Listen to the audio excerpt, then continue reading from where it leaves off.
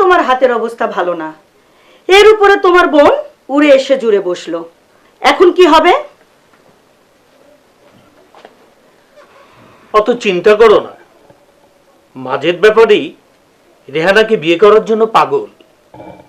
বিয়েটা দিতে পারলে সুদসহ সব টাকা মাফ করে দেবে, আবার কিছু টাকা ধরিয়েও দেবে।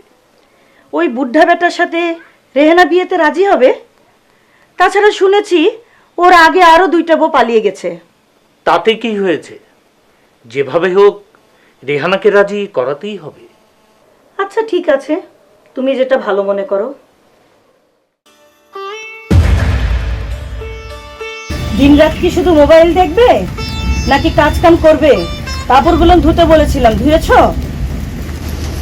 আমি এখনই যাচ্ছি ভাবি।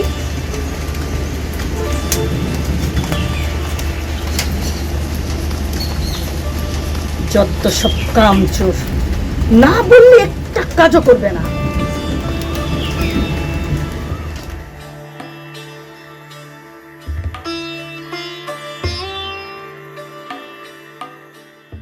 ছেলে খুব সুন্দর, মেয়ের ছবি দেখে পছন্দ করেছে, কিন্তু টাকা নেবে 3 লাখ। 3 লাখ? কিন্তু দেনমোহরের তো টাকা পেয়েছি মাত্র 2 লাখ। বিয়েতে আরো অনেক খরচ আছে, এত টাকা আমরা কোথায় পাবো?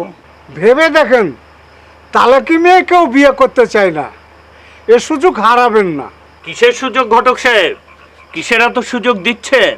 ঘটক সাহেব তোমার বোনের বিয়ে নিয়ে এসেছে, কিন্তু যৌতুক লাগবে 3 লাখ। যৌতুক? না না, আমার বোনের বিয়ে যৌতুক দিয়ে হবে না। আমার বোন কি কানাখোরা? কানা খোড়া না, কিন্তু জায়েদ মিয়া, তালাক প্রাপ্ত মেয়েকে কেউ বিয়ে করতে চায় না।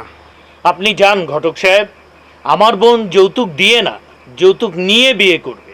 আমি তাহলে আসি জায়েদ মিয়া, আবার আসবো।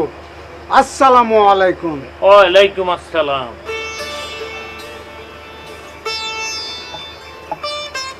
আমার মেয়ের তাহলে বিয়ে হবে না? বিয়ে হবে না কেন মা? দেখো না, আমি 1 সপ্তাহের মধ্যে আমার বোনের বিয়ে দিয়েই ছাড়বো। আমি বিয়ে করব না ভাইয়া, তোমরা এত উতলা হও না। বিয়ে করবে না তো সারা জীবন ভাইয়ের সংসারে বোঝা হয়ে থাকবে? বোঝা হয়ে থাকবো কেন? আমি আমার ব্যবস্থা করে নিব। কি ব্যবস্থা করবে শুনি?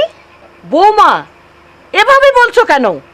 আমি তো এখনো বেঁচে আছি। তোমরা থামো তো, এত চিন্তা করা লাগবে না, যা করার আমিই করব। রাখি, আসো তো।